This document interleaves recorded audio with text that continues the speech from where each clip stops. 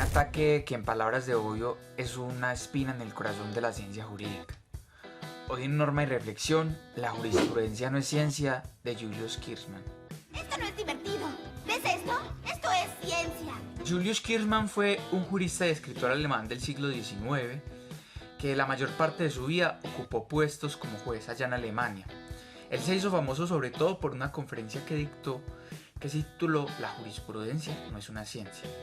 El derecho no es una ciencia, diríamos hoy en día. Recordemos que en el siglo XIX las ciencias habían tenido un auge muy importante, era como la época dorada de la ciencia. Grandes avances, sobre todo en las ciencias naturales, comenzaban a surgir nuevas ciencias sociales y en el derecho habían dos corrientes que defendían la idea de que el derecho era una ciencia. El historicismo por un lado y el positivismo por el otro. Kirchmann era como un guion naturalista racional, entonces de parte por eso critica la idea de que la jurisprudencia, el derecho, sea una ciencia. En este video vamos a hablar de 5 ideas a partir de las cuales Kirchmann critica que el derecho sea una ciencia. Primero, la mutabilidad del objeto. Luego tenemos el prejuicio, el sentimentalismo. Un saber que excluye el ser a la verdad. Un derecho que es privado de sus características. Y por último, un derecho que no es útil como otras ciencias. Frente a la mutabilidad del objeto, tenemos que, a diferencia de otras ciencias, por ejemplo la astronomía, que todavía estudia el mismo sol, la misma luna, las mismas estrellas que existen hace 1000 años, el derecho tiene un objeto, que son las normas jurídicas, que cambian todos los días y las situaciones también cambian. Y muchas veces el derecho no se ajusta a las situaciones cuando se tiene que ajustar.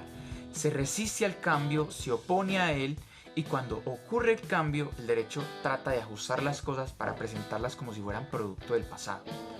Si el objeto del derecho es el pasado, como dice Kirchmann, pues no tiene ningún valor como ciencia, porque lo que importa realmente es el presente. En segundo punto tenemos el prejuicio y el sentimentalismo. En el derecho hay muchas corrientes, muchos sentimientos, muchos prejuicios, lo que no pasa con otras ciencias. Cuando hablamos, por ejemplo, sobre libertad de prensa, sobre pena capital o sobre el divorcio, surgen muchas posturas entre los estudiosos del derecho, se dividen entre partidos y afloran las pasiones, pero es que el sentimiento nunca es un criterio de verdad. Otra crítica de Kirchmann es que el derecho como ciencia es un saber que se desentiende del ser, de la verdad. Si el científico del derecho se preocupa solo de leyes positivas, entendidas como aquellas que están previstas de autoridad y que tienen sanciones, como nos dice Kirchmann, pues no importa la verdad. Lo que va a importar precisamente es que estas normas estén previstas de autoridad y que estén provistas de sanciones. Simplemente esas dos cosas. Entonces Kirchmann la crítica que hace es que la ley positiva se convierte en el arma inerte y siempre dispuesta, tanto para la sabiduría del legislador como para la pasión del tirano. En este punto Kirchmann lanza su dardo más letal contra los científicos del derecho y él nos va a decir que la ciencia, al hacer del azar su objeto, se convierte ella misma en azar. 3 palabras rectificadoras del legislador y bibliotecas enteras se convierten en papeles inútiles.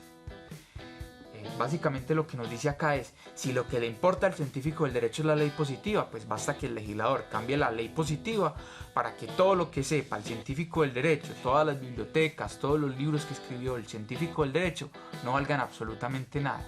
La cuarta crítica de Kirchmann es que el derecho como ciencia despoja el derecho de sus características. Para Kirchmann, el derecho, su principal característica es que el pueblo debe conocer su derecho y conociendo su derecho debe hacer un esfuerzo para lograr ese propósito que establezca el derecho. Pero lo que pasa es que los científicos del derecho, en lugar de hacer más asequible el conocimiento del derecho al pueblo, lo hacen oscuro, lo hacen como un asunto solo de los científicos del derecho.